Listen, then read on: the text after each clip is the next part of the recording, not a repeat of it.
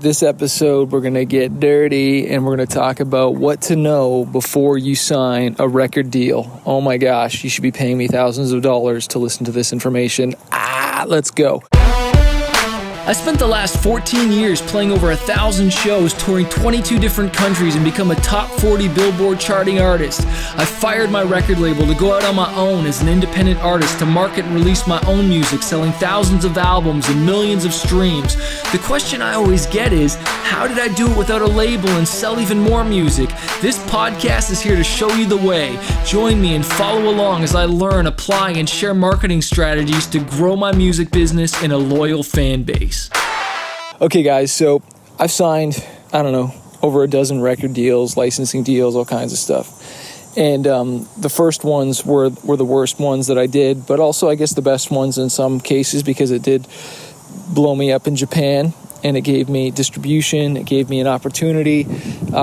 You sign a record deal so that you can get more people to believe in you. You know, when you say you sign with a certain label, if the label's got any viability, then you can use that to try and get with a manager, get with a booking agent, get on tours. You know, it can open up doors, there's no doubt. Okay. And I signed what's called a licensing deal when I first signed to a label. So that means the label had rights to my master of my record for, how many years to sell, promote, whatever. But that means if someone wants to get the song in TV film, wants to buy it online, press records, they have all the rights to do that. In fact, when I signed the deal, this is when CDs were selling a lot more. I had to buy the CDs from the label and then resell them at the shows. And the label would sell me the CDs for like $5 each. And then I'd sell them for 10, okay? And so that's one thing you need to understand. And if I was to get a TV placement, say for $10,000, because the label owned that master, then that means they would get, and if it was $10,000 per side, okay, so $10,000 for the master, $10,000 for the publishing, that means the label would get that full $10,000, and I'd get whatever my rate is out of that, which is probably 20%, so I'd probably get $2,000, the label would get the $8,000, and then on the publishing side, depending on what you signed, and nowadays, and even back then, especially when you sign a full deal, a label would want at least a piece of your publishing, if not like a lot of it. So I've always owned 100% of my publishing, and that's basically who wrote the song. And so normally if I wrote the song with one other guy, right? Say if I wrote it with a producer, it's the two of us, I'd own 50% and he would own 50%. But then if I went and signed a publishing deal with or the label took publishing, they would get 20% of my 50%. So that means I would only get 30% of my song. And so you want to be careful what you're signing and giving away, because it could be in perpetuity, which means forever, okay? And that means I would never get that publishing back, or I would never get that master back, but in my case I signed a licensing deal, so I did get it back, and that's why I was able to continue to do music, because I got that income stream back as I'm promoting more albums, and just a few weeks ago I got my last record back, and what's awesome is I'm getting 100% of that income now again. And so many artists, I teach you this in the courses. Go to fanbaseuniversity.com and join my coaching program, and you'll get access to all my courses. But I remember showing in one of the lessons, like when you go to a certain artist and you look at their album and you look at the label that it's registered under, and then you look at mine and it shows that it's independent. And then you can see on some artists that some of their songs or records are still with the label and some of them aren't. And it's amazing to see certain albums that are, over 10, 15 years old, still cranking out music and making a lot of money, but it's obvious that the label still owns it. So that means that the artist is never getting it back. I think it was the hip-hop group De La Soul who did a massive promotion and gave away their music the day they got all their albums back. And I think it was I could be misquoting this, but I think it was 25 years. That's when they got their records back. It was after 25 years. And so that's a long time. All right. But that makes you understand that, look how long you can have a music career. And that's why you shouldn't make decisions based on the short term. You should make decisions based on the long term. And so, okay, sure, you do sign a deal with a label That could be a means to an end. That could be a stepping stone, all right, to get you up there, to get you elevated, to learn the game, to build relationships. So, heck, if you did sign a licensing deal like I did and you gave the record to the label for 3, 5, 7 years, you know, you're going to keep creating more music. And especially nowadays, like, it's just song after song after song. Like, I haven't seen a deal in a while, but I'm sure it's more based on songs than it is albums. I guess it just depends on the deal and the label and what their business is and what your genre is, because, you know, in some instances it's still all heavily about albums. But for me as an independent artist, you know, for my money I'm seeing is coming more from the songs and just having one great song. But you always want to get a lawyer to look at your contract and to negotiate stuff. I'm doing a deal, or I'm looking at doing a deal regarding my music right now, and I talked to a lawyer friend, and he came up with an incredible idea that I didn't even think of that might make me an extra $50,000 or $100,000. Okay, and this is just from one idea, and I think I shared this with you guys in another lesson or on a webinar or something like that. I shared that because I rushed to re-sign a deal with a label, and basically what it was is I signed a 1-record deal where the label had rights to my record, just 1 record. That's all they had. Normally they would have the first deal, they had 3 records, but they owned the rights to that record for 7 years, and then I would get it back. Well, this is the problem. And they had it for worldwide territory. They had it for the world except Canada. Well, this new deal for the 1 record, instead of 3 records, I was able to negotiate only the U.S. So they only had rights to the U.S.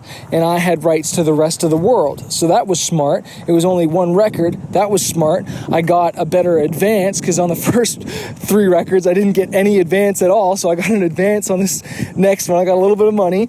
But the biggest mistake I made was in the terms and how long they had the rights to that record. And I remember asking somebody, okay, that was in my kind of like a coach to me at the time, and I'm kind of furious at this, that I didn't negotiate down to 5 years or 4 years. The deal stayed at 7 years. And I remember years later when 5 years had gone by and I started emailing the label saying, hey, you got to take down the record. I got rights to this. And I remember them pushing back saying, no, you don't. We still have it for another 2 years. I'm like, what are you talking about? And it started to get into this fight. And then all of a sudden they were able to pull up the contract with my signature showing that it was for 7 years and not 5. And that must have cost me at least $50,000. Okay. Because the record was, you know, still pretty hot, still selling well. It still sells well to this day as recording this. And now I got it back. Still got some of my most popular songs on there, but they still had it for an extra 2 freaking years. And I remember freaking out, just screaming. I lost it. And then I calmed down. But again, because like I was expecting that income and just like it was going to be a big shot. I was going to, you know, be able to put more money into my music and marketing and all this stuff. And it just frustrated me to no end. And do you want to know why? Because I'm out here touring my face off. I'm out here still putting money into marketing, into radio and music videos and just promoting my brand. And they are doing nothing. You know, they didn't do anything to promote that record after the first year, 2 years. You know, and so for 3 years they've just been, you know, collecting cake on this song, on the music, and then the 3 years is up, and I think I'm going to get my record back. It's like, nope, you know. So it's kind of like I'm working as a slave for the label, you know. And this is the thing. Sure, I'm getting a piece of it, but like, you know, the income streams that they were supposed to be paying me, you know, I wasn't seeing all that money. You know, I wasn't seeing it all. And even the small portion that I was supposed to be seeing, the 20, 30%, whatever it is, you know, that's like nothing compared to controlling it yourself, you know. And they have creative accounting, I will just call it. So you don't get paid everything properly. But anyways, I'm not upset now or anything like that. It's all good. Like, whatever. It's been a couple of years now since I've had it back. But like, honestly, like, that's just one small little thing cost me tens of thousands of dollars.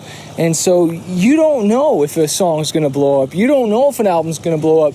You don't know if one of those songs on that record, maybe that song does terrible at radio, maybe it doesn't even sell well to your fans, but TV and film freaking love it. And you're just getting $10,000 placement after $10,000 placement, but because you signed it to the label, you're only seeing a little pittance of that. All right?